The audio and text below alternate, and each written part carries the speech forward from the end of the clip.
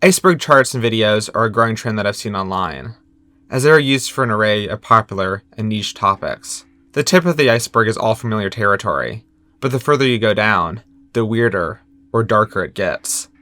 I thought it would be fun to do one of these myself, taking this as an opportunity to speak about some lost and unfinished films.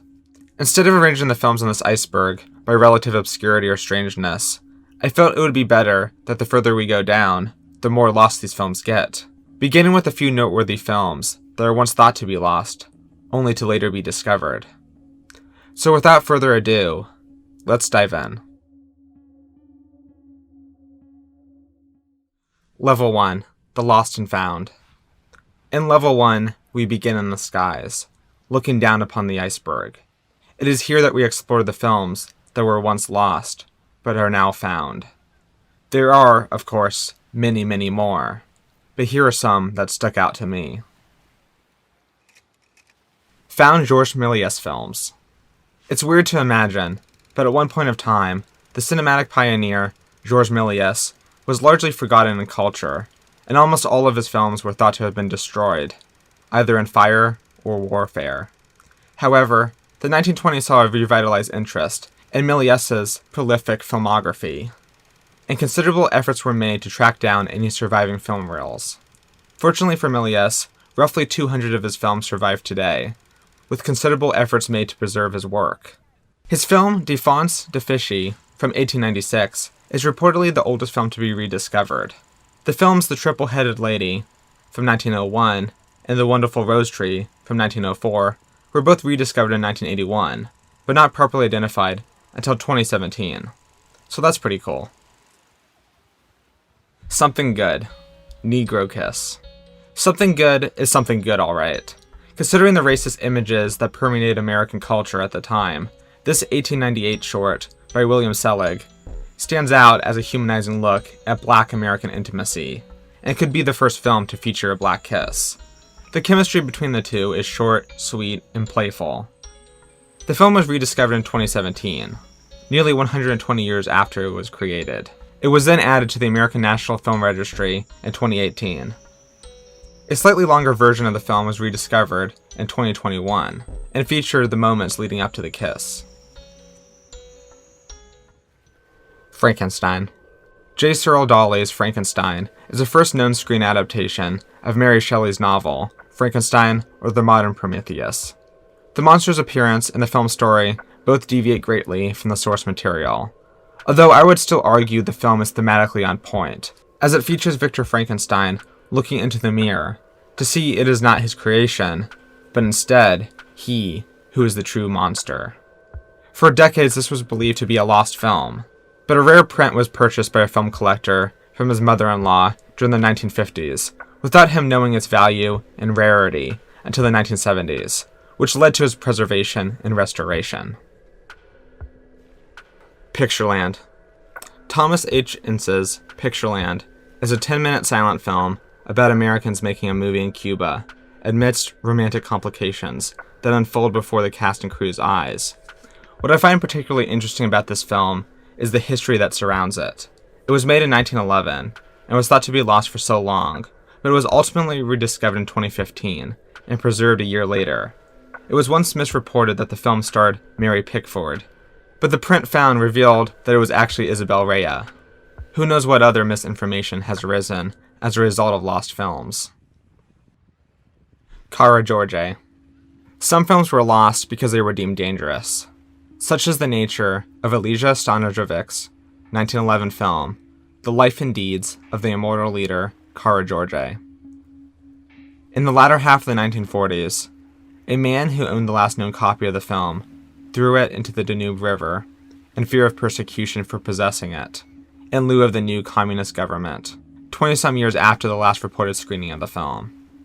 For decades, film scholars thought they were out of luck in finding a surviving print of what was Serbia's first feature film. That is, until a print was rediscovered in Vienna in 2003. The film has since been released on DVD, and the historical story depicting the first Serbian uprising during the 1800s was re-established as a pivotal piece of Serbian cinema. Matsumoto Fragment. Katsudo Shashin, also known as Matsumoto Fragment, is the oldest known work of Japanese animation. Evidence suggests this animated film strip was made sometime before 1912, but who created this work is still undetermined. These 3 seconds show a boy writing Katsudo Shashin in kanji, before removing his red hat to take a bow. This film is the dawn of anime. Great. It's pretty cute though. Within Our Gates. Oscar Michaud's 1920 silent drama, Within Our Gates, tells the story of racial conflict during the Jim Crow era, and follows a black woman of mixed race origin making efforts to raise money for impoverished black children in the Deep South, all while avoiding the uprising of the Ku Klux Klan. The film is fueled by a blend of love and anger, as black people face threats of lynching. The film remains relevant in the United States today, and quite frankly, explores subject matter in a way that puts contemporary films to shame. Which is why it pains me to report that it was actually lost for decades, until it was rediscovered in the 1970s. Metropolis, longer cut. Fritz Lang's 1927 expressionist sci-fi magnum opus, Metropolis, is considered a masterpiece by many, and it's easy to see why. Although, despite being considered one of the most influential films of all time, it wasn't until as recent as 2008 that the longest cut of Metropolis was rediscovered and restored, filling in the gaps that were left open for decades upon decades. While the film is still lacking 5 minutes of footage, film historians and archivists have done their best to restore the film into something close to its original form. The Cameraman. The Cameraman is one of my favorite Buster Keaton films, and I can't imagine someone watching through his work and skipping this one. Unfortunately, it was thought to be lost following its presumed destruction in the 1965 MGM Vault fire, although it was discovered 3 years later in its complete print, and then later in an incomplete but better quality print in 1991. The Passion of Joan of Arc. Through The Passion of Joan of Arc, Carl Theodor Dreyer critiques the church, while affirming faith in a higher power, all through his distinctly powerful and meticulous direction that sees Maria Falconetti deliver a chilling performance as Jeanne d'Arc. The film tops many lists of greatest films, including my own, but Passion has undergone multiple different cuts since its initial release. And after a fire destroyed the master negative, it was believed for decades that it was only the second version that survived. That is, until it was rediscovered in 1981 among several film canisters within a closet of a mental hospital. Penis. Penis, also known as 1967, is a black and white experimental film directed by A.J. Rose that was released in 1965. The film was a mystery for decades, appearing on the American Film Institute's catalog in the 1960s, with virtually nobody knowing what the film was about. Many speculated that it was a gay adult film, and AFI only fueled this rumor. Attention and speculation grew over the years, with discussion directed at whether the film ever existed at all. It wasn't until I reached the end of writing this video that I learned Penis is no longer a lost film, as it was actually rediscovered as recently as 2021 and uploaded to the Internet Film Archive. Penis turns out to be a 20-minute avant-garde film featuring surreal and experimental images, left open for interpretation, with some speculating it is a critique of war, a celebration of homosexuality, and a form of transgender activism.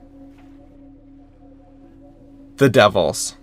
Something I noticed about many supposedly blasphemous films is that they were more often interested in providing criticism of the corrupt institution that is the Catholic Church, far more than they were interested in mocking theistic faith in itself.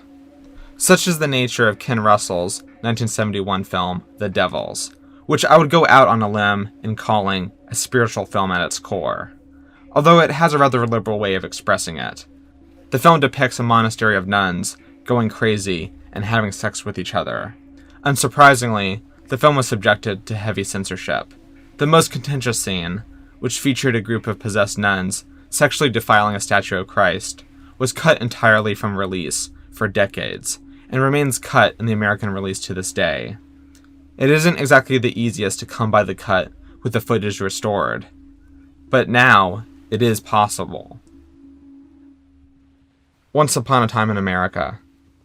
Sergio Leone's 1984 historical epic, Once Upon a Time in America, rivals even the likes of The Godfather as being one of my favorite crime dramas. The film is told non-linearly and follows the life of gangster Noodles throughout the years. Leone originally envisioned the film being 4.5 hours in length, but the film was subjected to heavy revision and studio meddling, leading to the limited American release of the film, which dropped over 2 hours of content and was rearranged in chronological order, breaking its thematic structure. Later releases of the film restored most of the original cut's editing and 4+ hour runtime, although the film in its absolute intended entirety still has yet to see the light of day. Destino.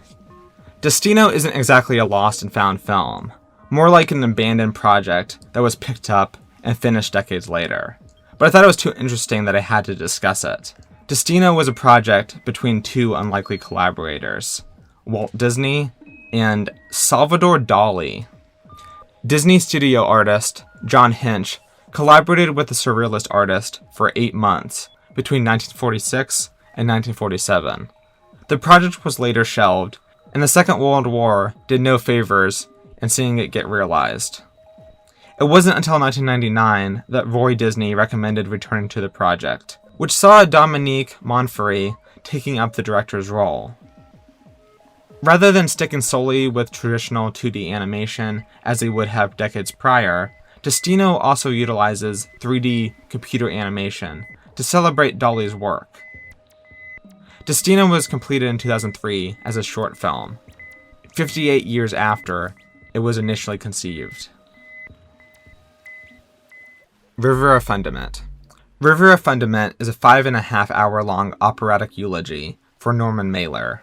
The film follows Mailer in 3 incarnations and features an impressive cast that consists of the likes of Jonas Mekas, Ellen Burstyn, Maggie Gyllenhaal, and Paul Giamatti.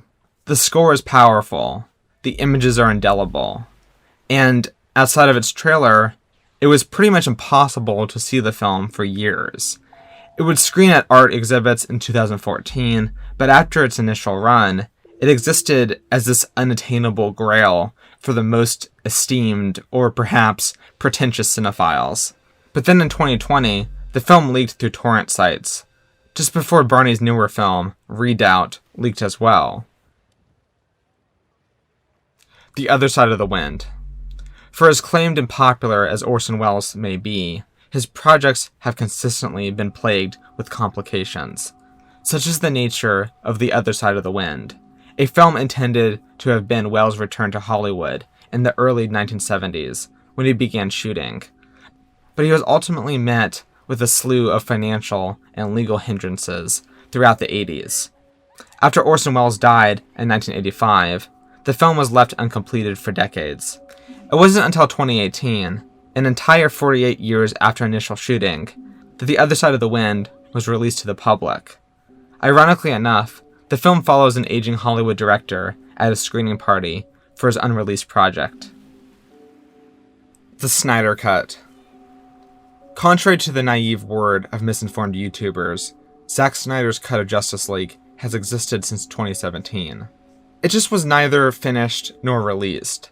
That's what the whole petition was for, the finishing and release of the Snyder Cut, eventually named Zack Snyder's Justice League, and released on HBO Max in 2021. The film restored Snyder's vision for 2017's Justice League, that was previously compromised due to studio meddling, and then abandoned in lieu of family tragedy.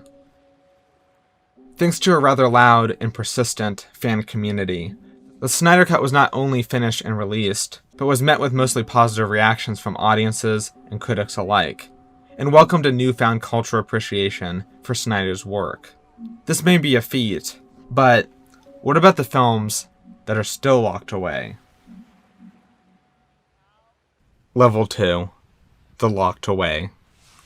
We have now made it to Level 2, the tip of the iceberg, where we will be taking a look at films that indeed exist, but most of which are locked away to never be seen again, ostensibly rendering them as lost as far as the public is concerned, at least for the time being. Shadows, original cut. John Cassavetes' 1959 improv-driven minimalist drama titled Shadows was only screened on a few occasions, before being scrapped and reshot altogether. The version most people have seen is not the first version. That turns out not only did survive, but through a long story, made its way in the hands of a film professor, who has made it difficult for others to see it. Thanks, man. But watch the newer version. I think it's great, and probably better anyway. Batman Dracula. Batman Dracula is a fan film about, you guessed it, Batman and Dracula, or maybe a consolidation of both. The film was directed by pop artist Andy Warhol, all without the permission of DC Comics. The film, which starred Jack Smith as both Batman and Dracula, was screened in art exhibits throughout the 60s, before fading into obscurity. The film was considered to be lost for some time, until footage from it appeared in the 2006 documentary Jack Smith and the Destruction of Atlantis. In all likelihood, and due to legal issues, this knockoff probably will never see a proper home release. 2001: A Space Odyssey, extended. 2001: A Space Odyssey is often considered Stanley Kubrick's magnum opus, and has made a lasting impact on cinema today. What many people don't know is that when 2001 first premiered in 1968, it was 19 minutes longer in length. These minutes featured further details about life on the Discovery, and extended moments during the dawn of man and Orion sequences. I imagine the experience is not significantly different, and Kubrick made the right choices to cut down the film to tighten its narrative, but that's not stopping many film historians from dying to see this missing footage. These deleted scenes were thought to be lost, until 17 minutes of them were found in a salt mine in Kansas. Hey, that's my state. And to this day, the footage is not released to the public, and Kubrick's preferred, albeit abridged version, remains intact. The Day the Clown Cried. I thought about sticking this lower on this iceberg, as Jerry Lewis never finished the infamous concentration camp film The Day the Clown Cried, but a cut of it will supposedly be screened at some point after 2024. Although portions of the film were repurposed and released in the film Der Clown. The original film follows a clown in Germany during the beginning of the Holocaust, who ends up traveling to Auschwitz with Jewish children and leads them to their gas chambers. While Jerry Lewis was best known for his slapstick comedy, this film was made to be a drama. Although many believed the incongruity between Lewis's image and the historical tragedy didn't make for the best match. The film also took too much of an emotional toll on Lewis, so he decided to abandon the project altogether and hold on to it. The film also faced a legal battle, suspending the release of it. The Library of Congress now holds onto a donated copy of the infamous original version of The Day the Clown Cried. We'll have to wait to see what this film really is. It's bound to be more sensitive than Jojo Rabbit. Star Wars, Unaltered. Something I find pretty funny is that arguably the most popular film of all time doesn't have a proper high-definition release of its theatrical cut. The only current available versions of the film on Blu-ray and Disney Plus include edits primarily made 20 years after its initial release, including CGI inserts to enhance the special effects and make minor but noticeable changes to the story. The same can be said for its sequels, The Empire Strikes Back and Return of the Jedi. Many fans want the unaltered version of the original film, although what exactly they are asking for is a bit misleading, given that notable revisions were made on Star Wars between different screenings during its original theatrical run, as Lucas always saw it fit to innovate since day one. The original trilogy was once available on video and Laserdisc, without the edits that were made in 1997, but even then, these had some alterations in image and sound since their theatrical run. The same can be said for the home release of The Phantom Menace, which made significant changes from what was on the big screen. Knowing Lucas's opinion on the matter, and Disney's current decision to respect that, it is unlikely that relatively unaltered versions of the original Star Wars films will ever find their ways in homes in high definition. Back to the Future. Eric Stoltz footage. Michael J. Fox was not the first actor set to play Marty McFly in Back to the Future. That was Eric Stoltz. Zemeckis actually shot scenes featuring Stoltz in the role for a sizable portion of the film, although between conflict on set and on screen, it was determined that the man, for as good of an actor that he was simply just not right for the part. So, he was fired and replaced. Beyond minimal behind-the-scenes footage and stills, little has been shown to the public about the Eric Stoltz footage. But somewhere in some vault, there potentially exists scenes upon scenes of a radically different version of a beloved classic American film that I think is just okay. What makes this more interesting is that most of this footage is likely edited too, as the rush production saw the editors working on the film as it was being shot. Although supposedly it is actually Stoltz's fist that strikes Tom Wilson in the final film.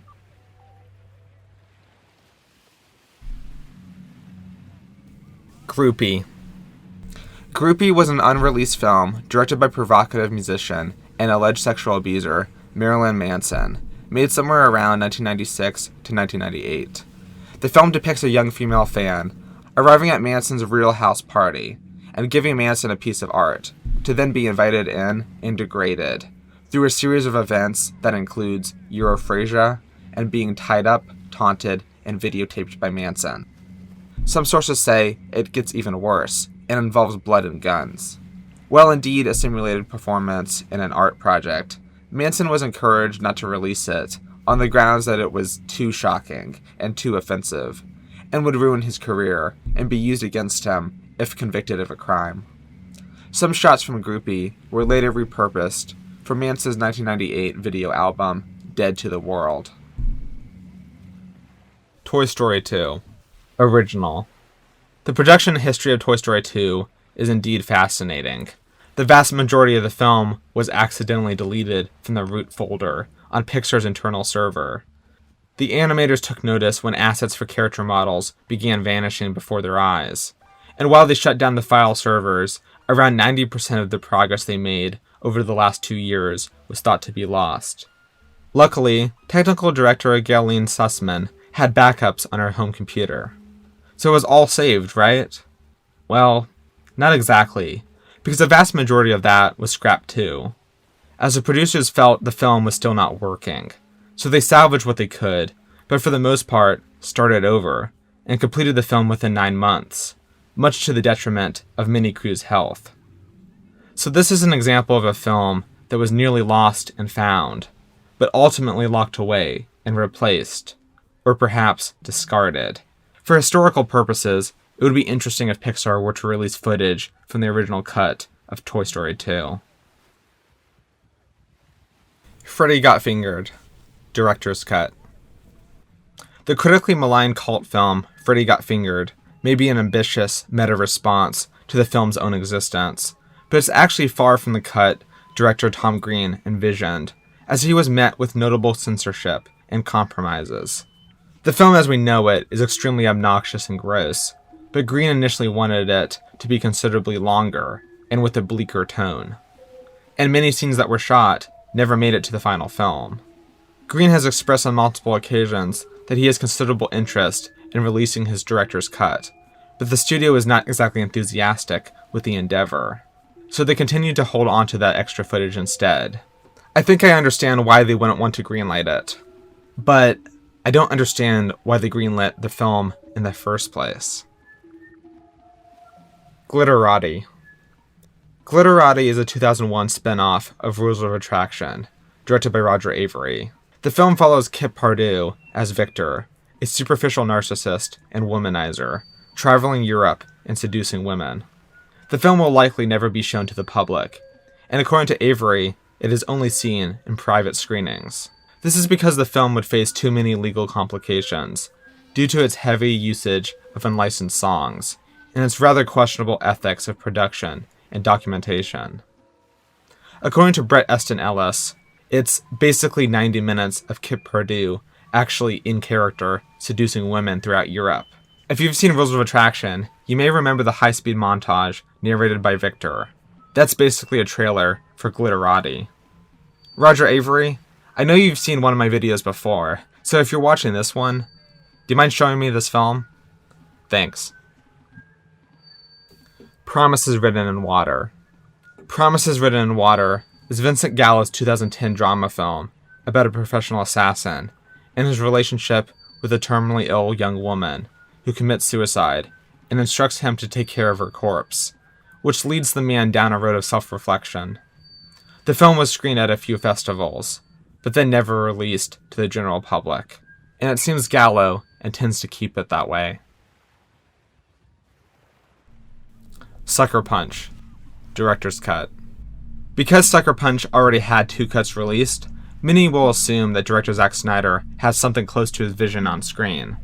This isn't actually the case, as the director has gone on record to state that the film in both the theatrically released PG-13 cut and the extended R-rated cut are heavily compromised versions of his story, and there exists a considerably longer cut that Warner Bros. Still holds onto to this day, and Snyder hopes for it to be released eventually. Bill Cosby 77. Bill Cosby 77 is an unreleased stand-up comedy special featuring, you guessed it, Bill Cosby. The film was taped on the actor's 77th birthday, and was set to release on Netflix during the Thanksgiving season of 2014. However, Netflix postponed releasing the project in lieu of new sexual assault allegations against the actor. A year later, in 2015, Netflix decided to cancel the release altogether. This was probably a smart business decision, and I also think most people wouldn't even want to see this film now, knowing the kind of man Cosby is reported to be. Voyage of Time, IMAX version. I could talk about how director Terrence Malick made significant edits to The Thin Red Line, to the point that major roles by famous actors were reduced to what amounted to minor cameos, but I am a bit more fascinated by the fact that an entire cut of one of his films hit select IMAX theaters, and then was never seen of since. The often overlooked documentary, Voyage of Time, was released in 2 cuts. The 19-minute feature-length cut, subtitled Life's Journey, narrated by Cate Blanchett, and the 40-minute cut, released in IMAX, narrated by Brad Pitt. While Life's Journey may be hard to come by as is, the IMAX version seems to be locked away altogether. Histoire du Temps. Histoire du Temps is a 2019 experimental documentary by Eli Hayes. The film is a 206-minute comprehensive study on the 20th century, told through 10 different 20-minute sections, each dedicated to a specific social environment of each respective decade. While few have seen the film in its entirety, those who have hold it in high regard, with some even calling it a masterpiece. Ever since Hayes' death in 2020, the film remains locked away in a sense, unattainable to those interested, as it was uploaded to Google Drive, but set as private. I actually was given the chance to watch the film at one point, as Hayes had sent me a private link personally. Unfortunately, I missed that chance, but I did get a glimpse of it when skimming through the video. Friends of Hayes have since fought for access to Histoire du Temps and other privated Hayes films for archival purposes. Sonic the Hedgehog, original. There are conflicting reports of how much of Jeff Fowler's Sonic the Hedgehog was completed using the original design of the titular character. What we do know is after the first trailer dropped, the severe backlash from Sonic fans and general audiences alike was more than enough to convince the studio to push the release of the film, to give the team enough time to redesign and animate the character, in favor of a look that is more friendly and accessible. While the original design can definitely be described as Uncanny Valley, I would also posit that it's more photorealistic, carefully designed, and organically implemented in the film. Unfortunately, or fortunately, depending on how you look at it, the whole situation is probably too embarrassing for Paramount to even consider releasing the work that was completed prior to the backlash. but they should. Cowards. 100 years. The last film in this level is one that is quite literally locked away for a century. 100 Years is a short film by Robert Rodriguez, starring an international cast consisting of John Malkovich, Shuya Chang, and Marco Zaror. The film was completed in 2015, but will not be released until 2115. Until then, it is allegedly stored in a high-tech safe behind bulletproof glass. The film is inspired by the century-long time it takes to create a bottle of Louis XIII. So this film will not remain locked away forever. I just highly doubt I'll ever be able to see it.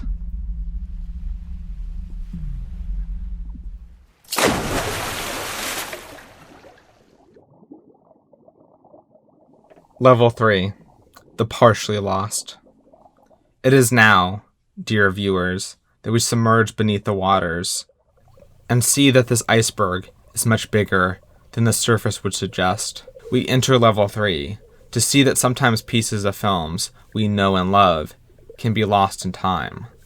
Here we discuss the partially lost, the films that still survive to significant degrees, yet have notable scenes missing, sometimes entire reels. The story of the Kelly Gang. In 1906, Australian filmmaker Charles Tate made history by directing the first known film of feature length, at least by many film historians' measurements. All that remains of the 60-minute achievement are 17 minutes, just a little over a fourth of it. Film historians state the story of the Kelly Gang suggests a considerable level of cinematic sophistication on the part of Tate and his use of narrative storytelling for the time that it was made. It's good that we can see what we can, but it's a shame we can't see more. LaRue, Extended. LaRue by Abel Gance is a silent epic that revolutionized lighting techniques and rapid editing. The extended cut of the film consisted of 32 reels, with sources disagreeing on whether it clocked in at 7 or 9 hours. In the 1920s, Gance edited the film to be 2.5 hours for general audiences, which is what survived for the longest time, among various other cuts using variations of different scenes. 2008 saw the reconstruction of the film from 5 different sources, which ran for 4.5 hours in length. A nearly 7-hour version was restored in 2019, but that leaves the film with potentially hours of content still left to be found and restored. Greed, Extended. Erich von Stroheim's Greed is often cited as a silent masterpiece, and follows a dentist who marries the lover of his best friend, only to be succumbed by, well, greed. The editing alone took over a year's work. The film has had several edits, though, with a 140-minute theatrical release and a 4-hour reconstruction. However, the original initial cut, sometimes reported to be the assembly cut, clocked in at 9.5 hours, leaving hours upon hours upon hours of footage either destroyed, lost, or locked away. Body and Soul, Director's Cut. Michaud makes his way on this list yet again, with his religious race drama, Body and Soul, which follows a convict posing as a preacher to exploit and swindle his newfound followers. Michaud was faced with political and religious backlash for directing this film, and was censored on the basis of inciting violence and committing blasphemy. The film is survived by its 5-reel cut that pleased the censors enough, but Michaud intended it to be a 9-reel production, leaving 4 reels either lost or destroyed. A Page of Madness. A Page of Madness is a 1926 silent Japanese avant-garde horror film about a man who becomes a janitor in order to become closer to his wife, who is a patient at a mental asylum. Although he too plunges headfirst into a downward spiral of chaos and pandemonium. Director Tinosuke Kinugasa believed his film was lost for good, but in 1970 he found 2/3 of it in a garden shed where he buried it during World War II to be left forgotten. Napoleon, version definitive. Abel Gance's 1927 historical epic, Napoleon, is a triumph of silent cinema, and is frequently cited as being ahead of its time, for its innovative use of color, fluid camera motion, superimposition, multi-screen projection, and special effects. The film was conceptualized as the first of 6 to explore the historical figure's life. Although Gance soon realized how that feat would be implausible to achieve. The film was released in various different lengths under different titles, with the currently longest existing cut running a total of 5.5 hours in length. Although the longest cut, titled Napoleon, version definitive, ran over 9 hours in length, clocking in at a total of 562 minutes. Much of this footage is presumed lost, although some of it may be locked away. Freaks, original. Freaks is a 1932 film directed by Todd Browning. It follows a group of carnival sideshow freaks, but it's ultimately made as a call to empathy and avoids the trappings of exploitation that directors of the time and since fall into. It's also quite poignant. Although early screenings of the film weren't pretty, with strong reactions from audiences including an accusation that the film caused a woman to have a miscarriage. The film was heavily censored and was cut down from 90 minutes to barely over an hour in length. The once violent climax was trimmed down considerably, and its tone was softened. These extra scenes have since been considered lost and presumed destroyed. King Kong. I'm sure most of you are familiar with King Kong, although most of you did not know that it was originally longer. Many of the scenes removed from the final cut were done so because of production code censorship, reportedly including scenes in which crewmen are mauled to death by a brontosaurus, and Kong eating and killing people on the island and in the city. Another sequence was shot, which featured the crewmen getting attacked and eaten by giant insects, spiders, and tentacled monsters. However, the scene was self-censored by RKO Pictures, as it was deemed too gruesome. Unfortunately, the sought-after footage has been lost. Director Peter Jackson not only recreated the scene in his 2005 remake, but also reconstructed a retro-style version based on descriptions of the original scene as supplementary material. The Magnificent Ambersons, Director's Cut. Orson Welles' 1942 period drama about the titular Ambersons family is often hailed as one of his best films. Unfortunately for Welles and the general public, The Magnificent Ambersons is also famous for being completely butchered by the studio. The film was cut down heavily, dropping over an hour of footage, and featuring a studio-mandated happy ending. Later, the original prints were destroyed in order to make more vault space. While there is reportedly a remaining print somewhere out there, it is yet to be found, and that version of Magnificent Ambersons is considered lost. The Idiot, Director's Cut. The Idiot is a 1951 film, directed by renowned filmmaker Akira Kurosawa. The film is a faithful adaptation of the novel by Fyodor Dostoevsky. At least, Kurosawa's original cut of the film is. Spanning over 4 hours in length, Kurosawa established himself as an ambitious artist with the second feature film. Unfortunately, the studio insisted that the film be cut down to a mere 100 minutes, compromising Kurosawa's epic vision. The longest version of the film that is known to survive runs for almost 3 hours, which leaves an entire 90 minutes of footage lost. I would say the true idiot here was the studio. The Red Badge of Courage, Director's Cut. John Huston is an acclaimed Hollywood filmmaker, responsible for hits like The Maltese Falcon and The Treasure of the Sierra Madre. He had very high expectations for Civil War epic The Red Badge of Courage, but MGM unfortunately ordered that the film be cut down from 2 hours to only 69 minutes. Both Huston and lead actor Audie Murphy tried purchasing the rights so that Huston's edit could be released, but their attempts were unsuccessful, and Huston chose to move on to work on his next film. The edited down film was a box office failure, and the remaining footage was likely destroyed in the MGM Vault Fire of '65. My Best Friend's Birthday. My Best Friend's Birthday is a 1987 film directed by Quentin Tarantino that most don't seem to know about. It follows Clarence Poole, played by Tarantino himself, as he throws an unforgettable birthday party for his best friend Mickey, who recently experienced a bad breakup.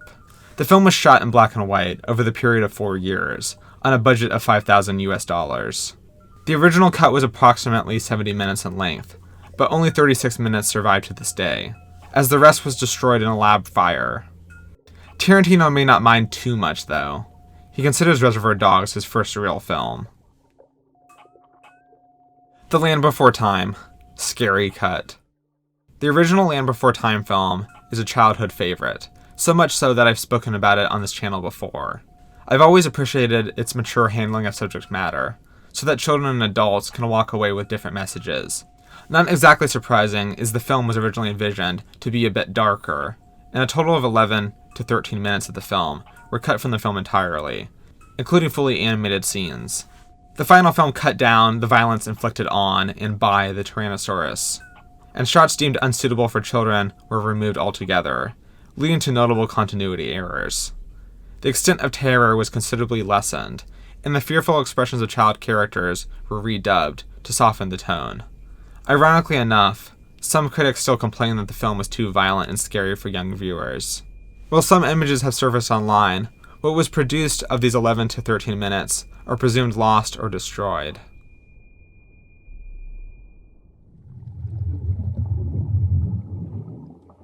Level 4. The Mostly Lost. We have made our way down below the surface. The sunlight is only seen behind layers of water. We are coming closer to the darkness. The ocean is pulling us below. Level 4 is home to the mostly lost. The films that once were, but exist now only in small fragments, hardly representative of the overall work. Of course, there are many, many more films at this level, but here are some I would like to discuss. The Corbett-Courtney Fight. William Dixon's 1894 short film, The Corbett-Courtney Fight, is one example of early American cinema. The film documents a boxing match between James J. Corbett and Peter Courtney. The boxing match took place in a specialized arena, designed to accommodate the presence of the kinetograph. The film is meant to consist of 6 rounds, each lasting 1 minute apiece. Unfortunately, only the footage of the second round survives, with the other 5 presumed lost. Adventures of Sherlock Holmes. Adventures of Sherlock Holmes, or Held for Ransom, is reportedly the first serious attempt to adapt Arthur Conan Doyle's famous character. The film was completed by J. Stuart Blackton in 1905. While considered a lost film, small fragments remain in the Library of Congress's Vitagraph paperprint collection. The Battle of Gettysburg. Giblin and Ince's 1913 medium-length film, The Battle of Gettysburg, is a Civil War drama that is thought to be completely lost. Although a second-hand usage of the battlefield footage appears in Mark Sennett's comedy film, Cohen Saves the Flag, also released in 1913. I guess taking from other artists actually helps preserve the original work. While the film is lost, there are some claims that it was screened in France in 1973, so perhaps there is hope for this film surviving. The Life of the General Villa. The Life of the General Villa is a feature-length silent war film starring Mexican Revolutionary General Pancho Villa as himself. The film was shot on Civil War location and was released in 1914. The film blurs the lines between documentary and fiction by incorporating real and stage footage of battles from the Mexican Revolution. The film was produced by D.W. Griffith and features director Raoul Walsh as a young Pancho Villa. Unfortunately, the film is presumed lost, with only production stills and unedited fragments existing to this day. Cleopatra. Perhaps the most sought-after lost film is J. Gordon Edwards' 11-reel historical epic, Cleopatra, from 1917. The film is the birthplace of the cinematic sex symbol, as it stars Theda Bara as Cleopatra. The film was subjected to threats of censorship for sexual content and nudity. The film was a huge hit, though, but after the enforcement of the Hays Code, the film was deemed too obscene to be screened. The last known prints of the film were destroyed in 1937 in a fire at Fox Studios. The film is considered mostly lost, with only stills and fragments surviving today. Pirate Gold. Throughout the 1910s and 20s, there were many serial films released episodically. Among them is the 1920 adventure story, Pirate Gold. This 10-part serial film was directed by George B. Seitz and was re-edited into a feature-length film titled Rogues and Romance. While Pirate Gold is lost today, Rogues and Romance survives in an incomplete form within the Library of Congress's collection. The American Venus. The American Venus is a 1926 comedy film directed by Frank Tuttle and written by Townsend Martin. The film is almost completely lost, but 3 seconds of footage were discovered by the British Film Institute in 2018. Parts of the film trailer also survive. The Great Gatsby. The first adaptation of F. Scott Fitzgerald's classic novel, The Great Gatsby, was Herbert Brennan's 80-minute film of the same name, released just a year later in 1926. The film is all but completely lost, with known footage surviving only in the form of a vintage trailer. The Divine Woman. The Divine Woman is a 1928 silent film, directed by Victor Sierostrom, and starring Greta Garbo as a French woman who pursues acting and gets caught up in a love triangle. Like many other films, The Divine Woman was a victim of the infamous 1965 MGM Vault fire. Although parts of the film survive, but only in a 9-minute reel, and an additional 45 seconds of footage. Smiling Irish Eyes. Smiling Irish Eyes, by William A. Sider, is a 1929 pre-code musical film that stars Colleen Moore, and is said to feature some sequences in Technicolor. While this international love triangle drama is now lost, the Vitaphone sound disc corresponding with the film exists today. Angels have made it for your smiling Irish eyes. Firelight. Steven Spielberg's first film, Firelight, was made on a budget of $500 USD when he was just 17 years old in 1964. Firelight is said to be a prototype for Close Encounters of the Third Kind, and deals with much of the same ideas, including communication with extraterrestrial alien life. Unfortunately, all that remains of this 135-minute film amounts to less than 4 minutes.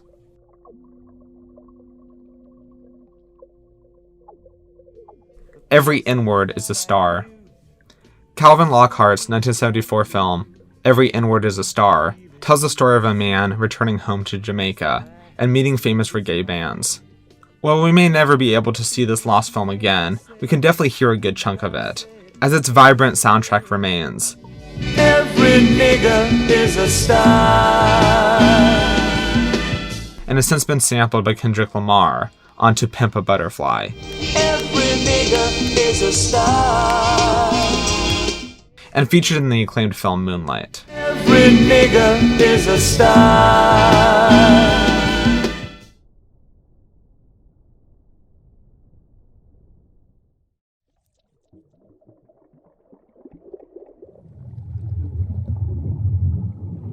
Level 5. The Completely Lost. We've made it this far down the iceberg, but this is only level 5, and we still have ways to go. At this point, we direct our attention to the completely lost films. Films that were completed, most of which were screened, but yet became lost and are yet to be found. Some are survived by posters, scripts, and stills, but actual footage from these films remain completely lost. Hopefully a number of these will be found someday in some guy's basement, but there's always a good chance they'll never be seen again.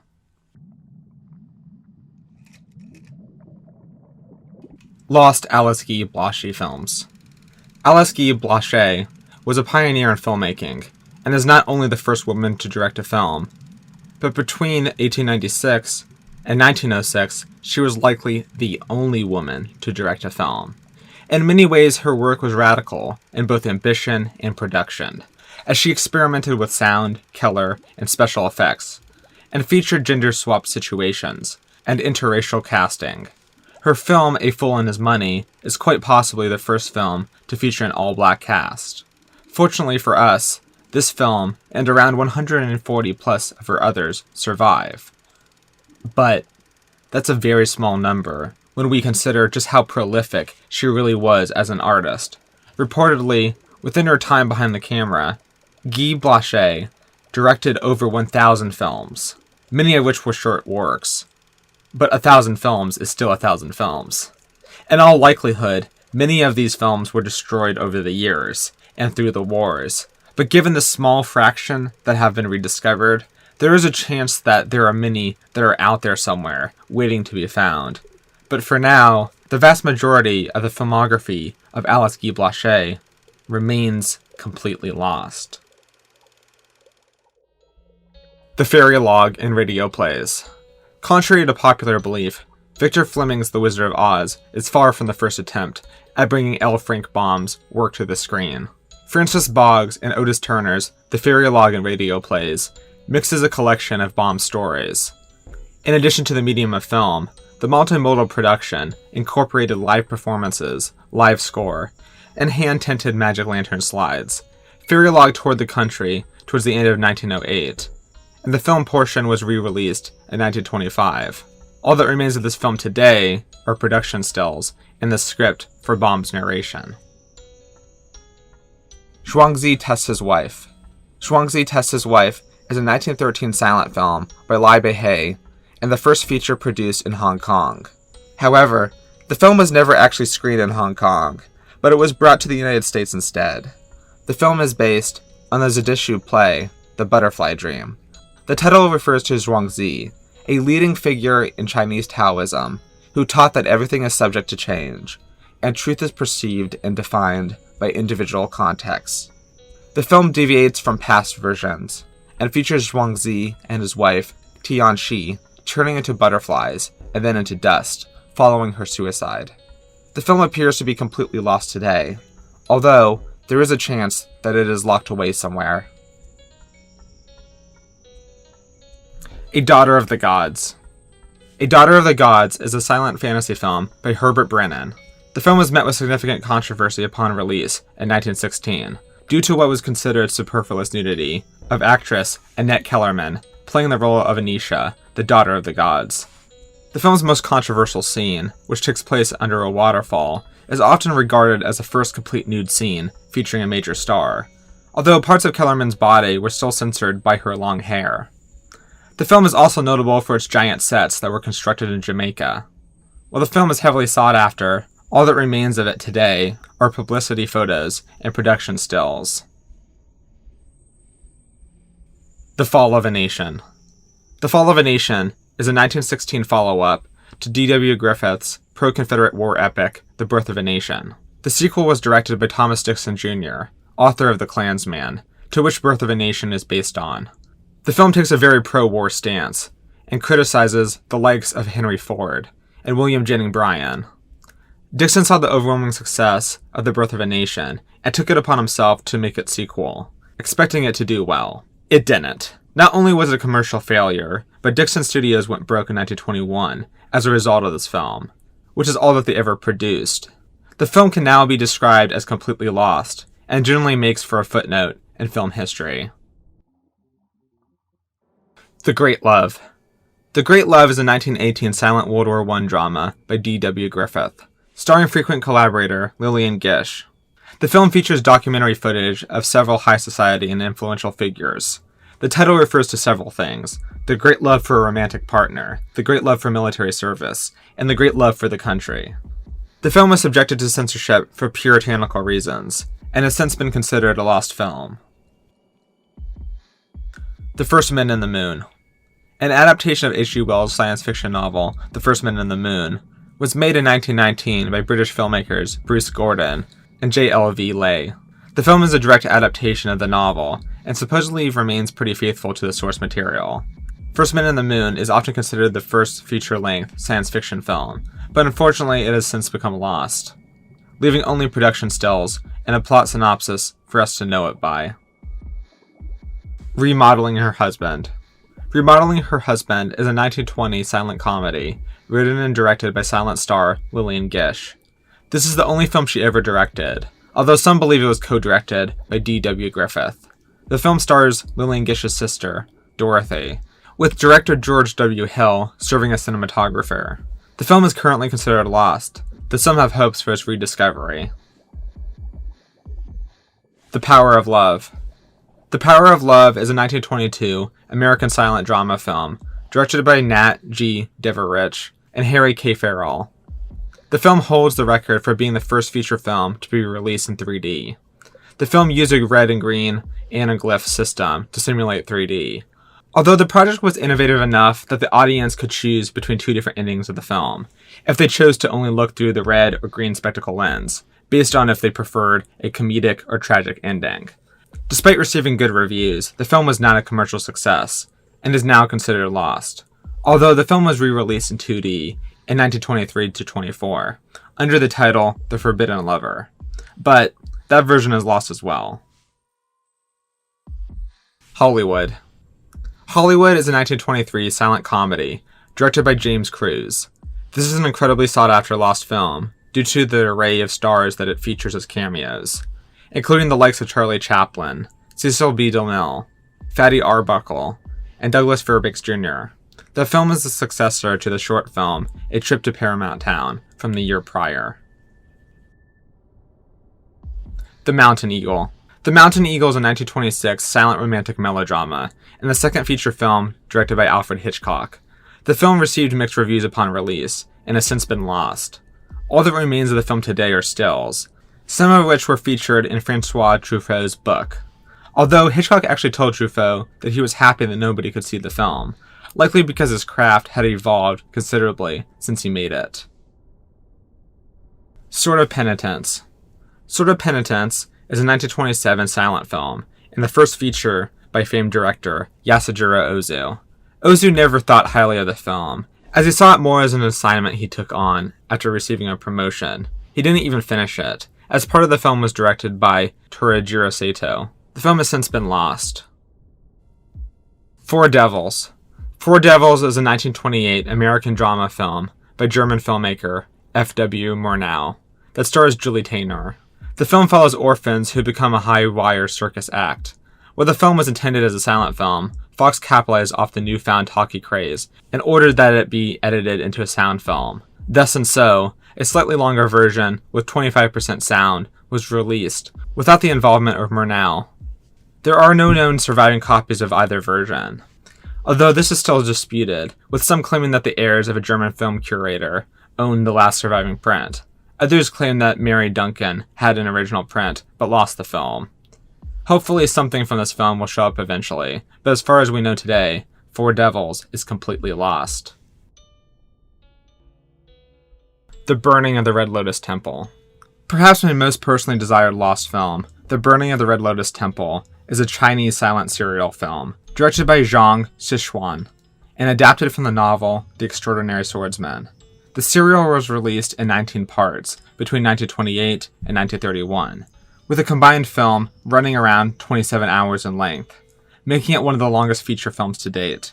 The Burning of the Red Lotus Temple was extremely popular upon release, but unfortunately, the cinematic epic is completely lost today.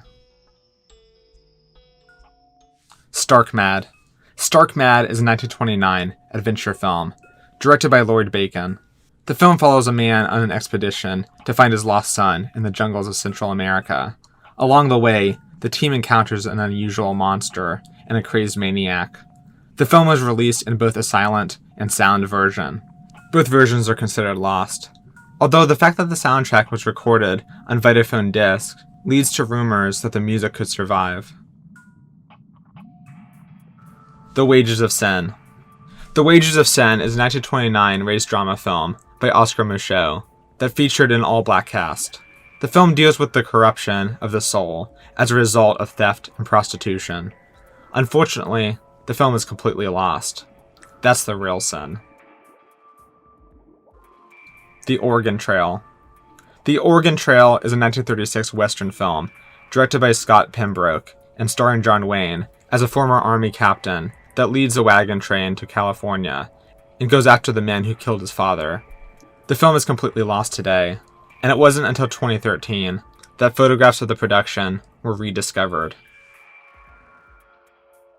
The Cure for Insomnia. In 1987, The Cure for Insomnia by John Henry Timmis IV held the world record for the longest film in existence, as it clocked in at a total of 87 hours in length. This record has since been beaten by several films. The Cure for Insomnia has no real plot, and instead features artist L.D. Gorban reading his 4,080-page poem, A Cure for Insomnia, over the span of 3.5 days, spliced in with clips of pornographic film and heavy music. The film was only screened once, and in its entirety, at the School of Art Institute in Chicago, back in 1987. Since then, it has not been released to the public, and all known copies of the film are completely lost.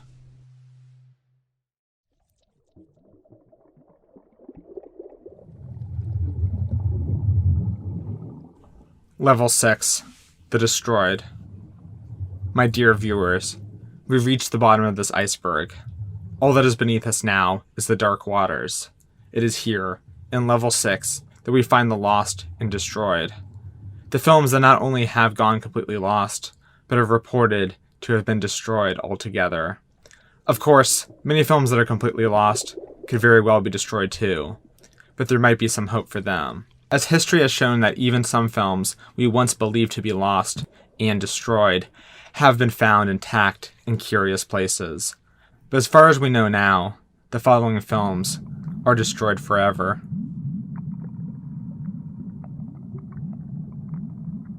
Lost Georges Méliès films. As I mentioned previously, it's a miracle that roughly 200 films of Georges Méliès have been found. But the same can't be said for about 300 others. That's right.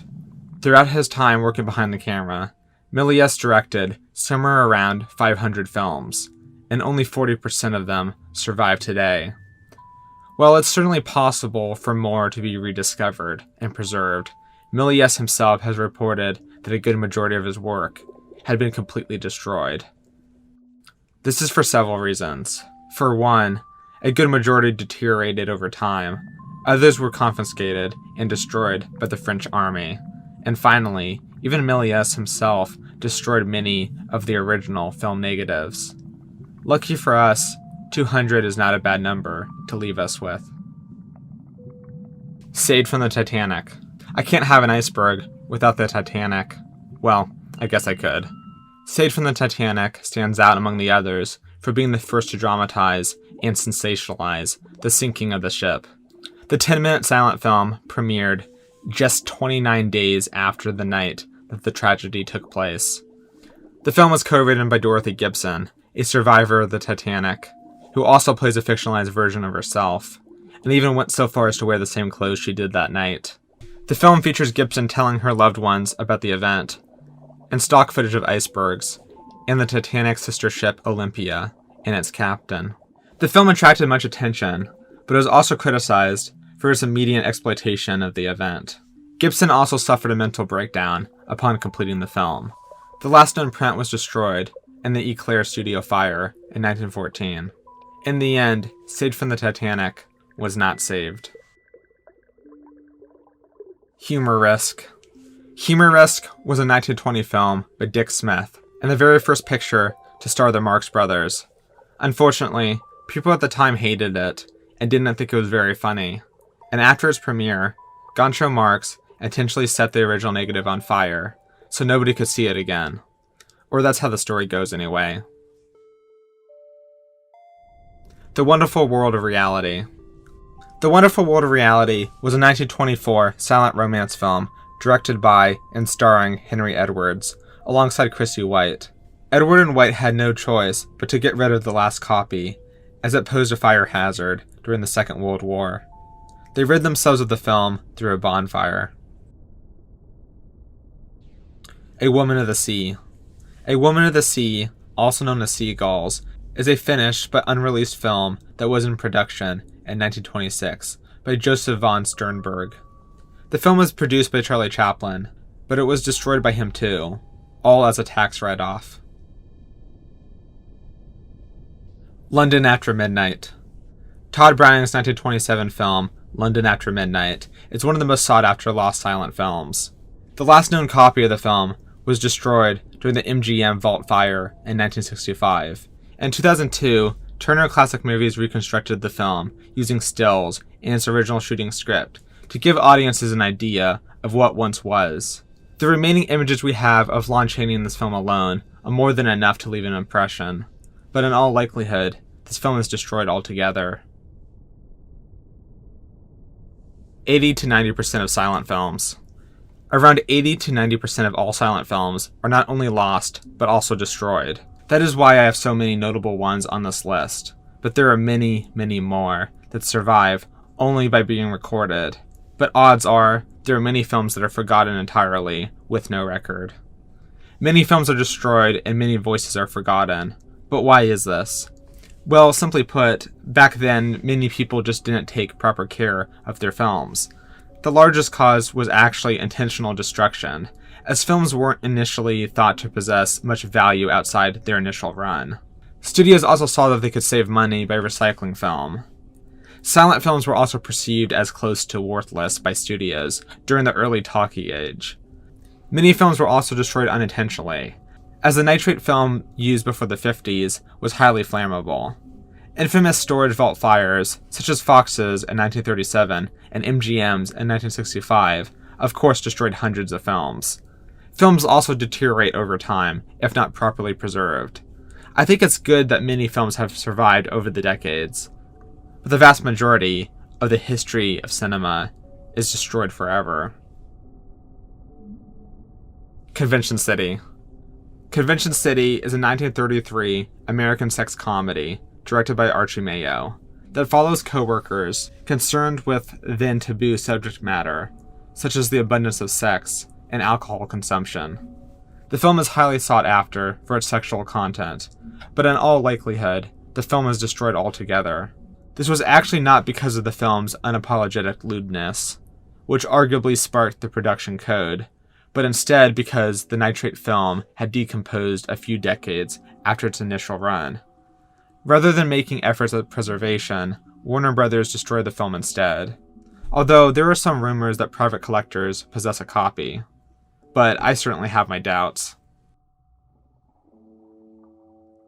Wasai Kingu Kongu. Wasai Kingu Kongu, or Japanese-created King Kong, was a 30-minute silent short film, directed by Tarajiro Saito, from 1933. The film capitalized off the success of King Kong, and was actually distributed by RKO Pictures. The comedic plot centers around a love triangle, in which a man tries to woo a girl in love with another man, by dressing as a gorilla, in vaudeville theater. Taking inspiration from King Kong, the gorilla-suited man chases down his competition, and is mistaken for an escaped gorilla. In the end, he puts the gorilla suit on the other man to frame him, before going along and marrying his romantic interest. The film is now considered lost, and in all likelihood was completely destroyed by the atomic bomb in 1945. Nobody Ordered Love. Nobody Ordered Love is a 1972 British comedy film, directed by Robert Hartford Davis and starring Ingrid Pitt. The story centers around the production of a film and the drama that ensues behind the scenes. Nobody Ordered Love is considered lost, and in all likelihood, destroyed.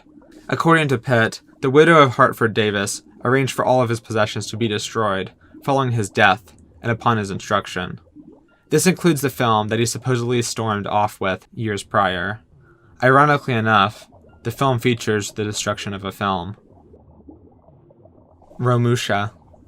Romusha was a 1972 Indonesian film directed by Himan Negara that depicted the cruelty inflicted on Indonesians by Japanese soldiers during their occupation in the early 1940s. While the film passed the censors, it was never released because the Japanese embassy protested it, claiming that it disturbs the peace between Japan and Indonesia. The film was ultimately destroyed for these political reasons. What's sad about Romusha is that not only was it destroyed, but it was never released at all. Prem Parbat. Prem Parbat, or The Mountain of Love, is a 1973 Hindi-language romance directed by Vid Rahi and starring Rihanna Sultan. The film revolves around a love triangle between an orphan girl, her older husband, and a man she falls for. Rahi himself has reported that the film was destroyed after irreparable deterioration.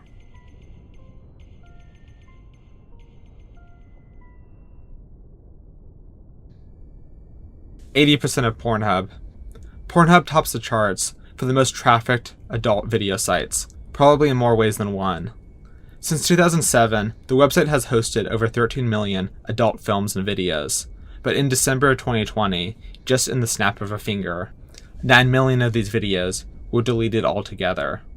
The company made the controversial decision to wipe clean every video from unverified users.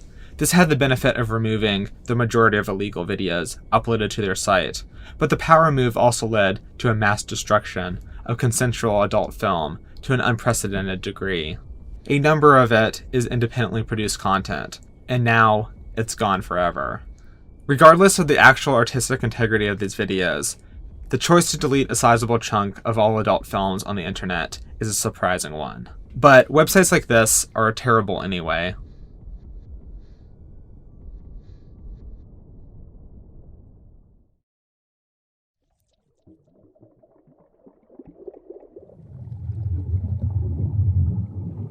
Level 7. The Abandoned. We've done it. We've made it past this iceberg of lost films. You might be wondering what's next then, as we swim downward into the dark abyss. Now, as we move into Level 7, we come face to face with the abandoned. We've spoken about the films that once existed, but what about the films that were never even completed? Sure, footage survives for a good number of these, but unlike the many films we've explored so far, these abandoned works never had their chance to truly exist, and they probably never will.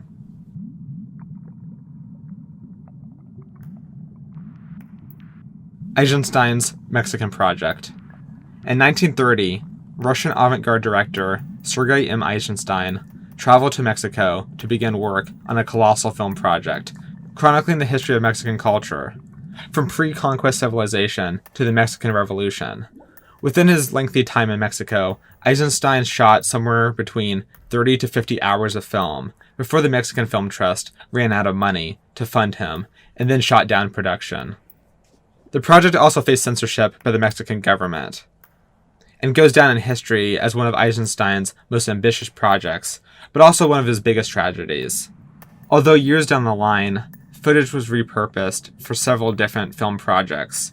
Perhaps most notable are the following: Time in the Sun, realized by Marie Seddon in 1939.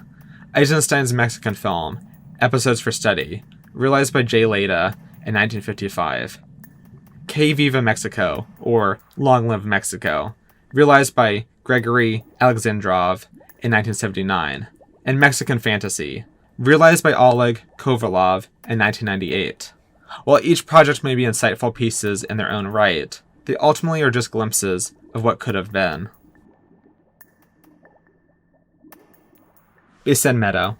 Basin Meadow is another unrealized project by Sergei Eisenstein that he worked on during the 1930s. The film was envisioned as propaganda for the Soviet Union and tells the story of a farmer boy whose father betrays the government for political reasons, and through a series of events leads to the boy's martyrdom and a subsequent social uprising. The film was produced by Komisolol, a communist youth league, but was continuously reshot and re-edited to appease Soviet authorities, who ultimately opposed the film's production for supposed political slander. While the film itself was never completed, the footage was long thought to be destroyed during World War II. However, in the 1960s, partial prints and cuttings were discovered, and then eventually served as a basis for a short reconstruction of what could have been. Heart of Darkness. Heart of Darkness was an unfinished film by Orson Welles that was in production during 1940. The film was an adaptation of Joseph Conrad's novella of the same name, which would later be adapted into Francis Ford Coppola's Vietnam War film, Apocalypse Now. Welles' film would have starred him as a protagonist Marlowe, and while the film went into production and some of it was shot, it was cancelled soon after. The footage that was shot was also lost.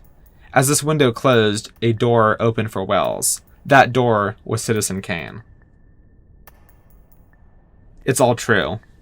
It's All True is yet another unfinished project by Orson Welles. This film was planned to be 3 stories across Latin America, with the story My Friend Benito, directed by Norman Foster, and supervised by Welles during 1941 in Mexico, and stories The Story of Samba and 4 Men on a Raft, directed by Orson Welles in 1942 in Brazil. This international project would have been Welles' 3rd feature film, And while the film entered the shooting stage, the project was terminated by RKO Pictures. While some of the footage survives today and was recycled for other projects, most of Foster's segment was dumped into the ocean, and the majority of the rest was not properly preserved. Ivan the Terrible, Part 3. Ivan the Terrible was planned as a 3-part historical epic about Ivan IV of Russia by Sergei M. Eisenstein. The project was commissioned by Joseph Stalin himself, who saw Ivan IV as a sort of inspirational figure. Unfortunately for Stalin, he saw not only his hero, but also an extension of himself critiqued on screen through Eisenstein's politically charged cinematic masterwork. The first part of the trilogy was released in 1944, and while the second part was finished in 1946, it wouldn't be screened for another 12 years, as the film was banned by Stalin, the man who commissioned it. This censorship caused Eisenstein to leave production on the third and final part. After Eisenstein's death in 1948, what had been completed of Ivan the Terrible Part 3 was confiscated and then destroyed. All that remains is the screenplay, stills, and a few shots. The Thief and a Cobbler. I considered including this film further up the iceberg since it's arguably complete, albeit in the form of 2 separately released films, The Princess and the Cobbler and Arabian Night, both of which received mixed to negative reviews. But the original intention for Richard Williams' ambitious project was for it to be one singular story, told through complex and abstract animation. But that was ultimately the issue here. The project went well over budget and Williams' ambition could not feasibly be met. This led to a production hell that spanned over 3 decades. The project took the interest of fans and art divisions to archive all footage they could find between the 2 films and lost and found prints, and to then reconstruct the film in relative alignment with what Williams had intended. Although only time will tell if this project will ever truly be realized, given how much of it remains lost. The Trilogy of Death. The Trilogy of Death was a planned series of films by Italian director Pier Paolo Pasolini.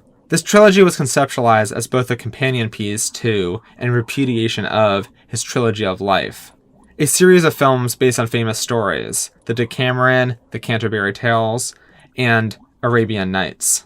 While the trilogy of life was a celebration of life, youth, and sex, the trilogy of death was intended to be commentary on the corruption of those very things by capitalistic consumer culture.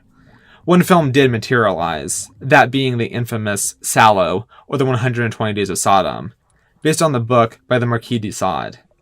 While it is unclear what else the trilogy would have consisted of, Pasolini was interested in creating a biography of child murderer Gilles de Rais. Unfortunately, Pasolini was killed 3 weeks before the release of Salò, leaving the trilogy dead alongside its creator. While we are here, Salò or the 120 Days of Sodom also has several lost or locked away scenes too. The climax we are left with excludes many moments of violence that were shot. A notable one is a sequence with an electric chair, which is used to kill the Duke's eldest daughter. On the Silver Globe, original. During the late 1970s, Polish director Andrzej Żuławski adapted the 1900 lunar trilogy novel On the Silver Globe that was written by his granduncle, Jerzy Żuławski. This science fiction story follows a group of astronauts who leave Earth to find freedom on another planet. Despite the film being around 80% complete, the production was shut down by the Vice Minister of Cultural Affairs, who interpreted the film as a political allegory for the suffering of the Polish people under totalitarianism. The footage and materials were then ordered to be destroyed. Although the film was ultimately not destroyed, but instead preserved, alongside the props and costumes. It was over a decade later, in 1988, after the end of the communist rule, that a new cut of the film was released. On the Silver Globe actually provided commentary about its own existence and its relationship to real-world politics affecting the incompleteness of the film, which in turn supported the central themes of the film regardless. Narration fills the gaps of what could have been, and even though 20% of the film was never realized in the ways Żuławski may have wanted, the film is celebrated by audiences and critics alike, and in my opinion, it's still one of the greatest films of all time. The Deep. The Deep is an unfinished film directed by Orson Welles. Yes, this is another Orson Welles project. He's had a lot of trouble. Wells worked on this adaptation of Charles Williams' novel, Dead Calm, between 1966 and 69. The production was met with a variety of technical and financial issues that were so overwhelming that Wells began eyeing other projects. Despite this, the film still seemed promising to those involved, but after the death of lead actor Lawrence Harvey in 1973, Wells gave up on even the prospect of returning to finish the film, despite previously considering doing so. While the original negative is lost today, footage survives in the form of 2 work prints, one in color and one in black and white. The Munich Film Museum created a reconstruction of the film using these work prints, but that is still distant from Wells' true vision for the deep. The First Day. The First Day is an unfinished historical film by acclaimed filmmaker Andrei Tarkovsky that would have depicted Russia during the reign of Peter the Great. While the Goskino Censor Board approved of the film's production, they decided to pull the plug after learning that the script submitted to them was vastly different from what Tarkovsky was actually filming. In particular, Tarkovsky's film was rather critical of the atheism that permeated the Soviet Union, and they didn't like that. Tarkovsky responded to the film's cancellation with anger and destroyed all the footage that he shot. Ultimately, The First Day will never have its day. Citizen Kane, colorized. Okay, this is the last time I will talk about Orson Welles in this video, I promise. Citizen Kane is a pinnacle of Hollywood cinema, so it is strange to think that studios would ever want to tamper with it decades after its release. But that's exactly what they started doing. Against the best wishes of the late Orson Welles, Ted Turner called for the colorization of this black and white picture, and it nearly became a reality in 1989, with the work being done to the final reel.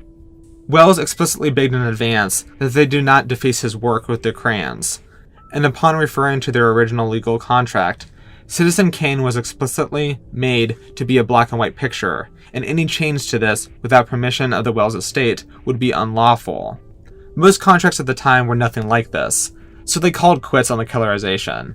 Some footage of this unreleased version have been released to the public in the form of a documentary. Imagine if they went along with the colorization. Actually, let's not imagine that. Wycliffe Jean. Similar to Andrzej Zawalski's On the Silver Globe, Ryan Stake's 2017 music video for Wycliffe Jean by Young Thug was technically completed, but the original vision for the project was abandoned in favor of providing meta-commentary on the production of the text itself. The music video was meant to feature Young Thug in a substantial role, but due to a series of unexpected and comedic issues, the rapper was unable to show up to the various shooting times, and only appeared eating Cheetos for a few shots. In order to finish the music video in a timely manner, Stake was forced to work with the B-roll that he shot, and took the project as an opportunity to comment on itself in a self-reflective and self-destructive manner. I would say the end product was a success. Many assume the details of the music video are a hoax, but Stake insists that the story is 100% true.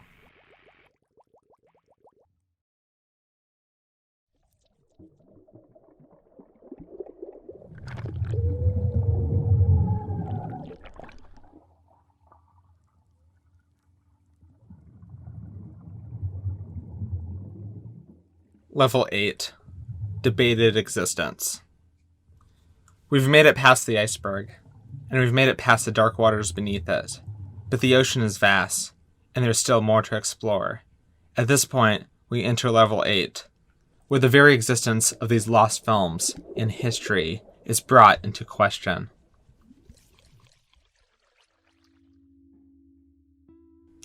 Mickey Mouse Sex Tape. According to the 1994 biography, Walt Disney, Hollywood's Dark Prince, by Mark Elliott, Disney animators once produced a short film depicting Mickey and Minnie Mouse having sex. The short was presented to Walt Disney as a present at his surprise birthday party in 1936. As the story goes, Disney responded to the short by laughing and complimenting the animation. He then asked the animators to identify themselves, and when they did, Disney fired them on the spot and ordered for the short to be destroyed. Once published, the story sparked controversy, and the credibility of the event and the film itself was debated. I'm inclined to believe that the short existed, and the majority of the story is true. Disney has had a shady history, so a Mickey Mouse sex tape isn't that far-fetched. Him. Him was a 1974 gay adult film starring artist Tava Von Will in the role of Jesus. The film followed a man who developed an erotic love for the Messiah. After its initial theatrical run, the film fell into obscurity. In 1979, the film gained newfound attention in the book The Golden Turkey Awards. Many began speculating that the film was a hoax altogether, largely because the book advertised featuring a fake film, encouraging readers to figure out what it was. But that film wasn't actually him, but instead a film titled Dog of Norway. Although including a hoax at all brought down the author's credibility, many are skeptical of the existence of him to this day, with many believing the director's supposed name, Ed D. Louis, is a fake one. But in all likelihood, him did at one point exist, considering reviews and posters from the time were discovered. Unless the supposed hoax is an even more elaborate hoax spanning years, it is likely him is simply a lost adult film. A Day with SpongeBob SquarePants. A Day with SpongeBob SquarePants is, supposedly, a 2011 mockumentary film that follows Seth, a boy who won a chance to hang out with his favorite cartoon character. The film is unofficial and has no connection with Viacom, as it was instead created by Regal Films. The film was listed on Amazon with a placeholder DVD cover, which gained the attention of the internet. Many people speculated on whether or not this film even exists. According to Mr. Orange, a user who claims to have been the creator of the film, the project never actually materialized, and the cover and listing was created as a proof of concept. But it was abandoned due to budget issues and the fear of a lawsuit. However, some believe Mr. Orange to be lying, leaving the status of this unauthorized mockumentary a mystery that is still left unsolved. April. April is a 2013 film directed by Vincent Gallo that stars the filmmaker alongside late adult film actor Jamie Gillis. Very little is known about this film, but is prominently featured on Gallo's website under his acting credits, while Gallo's brief appearance in Goodfellas is not. Some question if the film even exists, considering Gillis is credited by his birth name, James Ira Gurman, and died 3 years before the film's supposed release date. Whether the film is real or not is debatable, as people are ultimately going by Gallo's word. The man could very well be lying on his website, but given the nature of promises written in water, he could very well be locking this film away for the world to never see. Ambiance. Ambiance is a 2020 experimental Swedish film by Anders Wiberg that supposedly has a runtime of 30 days, which would make it the second longest film behind only Logistics. The film was in production for years and was planned for a single worldwide release in December of 2020, before the only copy was scheduled to be destroyed, making Ambiance the longest film that doesn't exist. The film had 2 trailers that gave us a look at Wiberg's progress. The first was released in 2014 and lasted 72 minutes, while the second was released in 2016, lasting 7 hours and 20 minutes. A third trailer, which would have lasted 72 hours in length, was planned for release in 2018, yet never materialized. Furthermore, there is no record of the film being screened, and the only evidence that the film was completed at all comes from a tweet that reads, "Sieste finie," French for "it is finished." This suggests that the film was completed and then destroyed, right? Well, it should, but no. Wiberg could very well be lying, couldn't he? The film was surely in production at some point, but how credible is Wiberg's word by itself? It's not. We don't know if Wiberg finished the film, do we? It could have even been abandoned beforehand, sometime in or around 2018.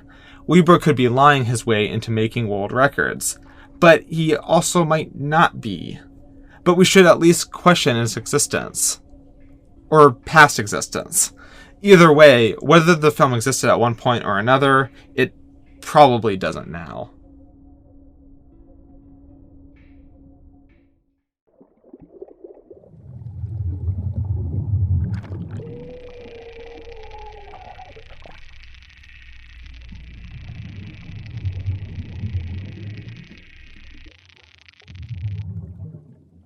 Level 9.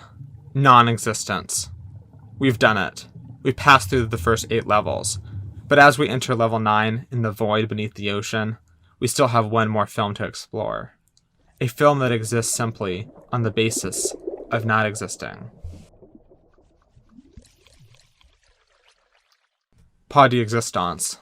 Pas d'existence is an often forgotten film, supposedly screened at an underground event, somewhere in France, around the late 1970s or early 80s, though it was apparently shot over a decade prior. The story behind the film is often forgotten, but there may not actually be much to remember anyway, especially if the film never existed at all. The story differs greatly between those who have told it. By some accounts, the film was directed by someone present at the event who wishes to remain anonymous, either out of embarrassment or to avoid legal consequences.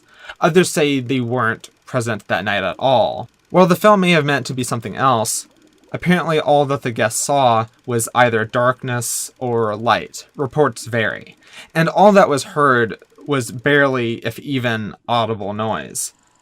The projector during the film malfunctioned and began emitting smoke and eventually caught fire, although the person who screened the film, who was speculated but is not confirmed to have been the director, recommended leaving the flames and smoke unattended. But they didn't get what they wanted, as not only was the fire put out, but the film was destroyed altogether. Some reports say that the issue with the projector came from the copy of the film itself. The film may have also been a blank reel, or maybe the light or darkness was intended.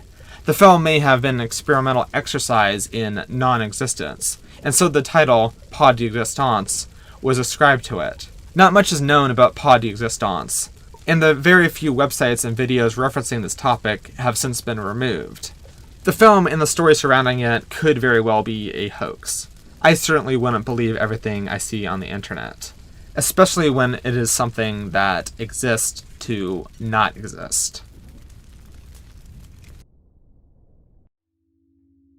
I hope you enjoyed this journey down the iceberg as much as I enjoyed writing and editing it.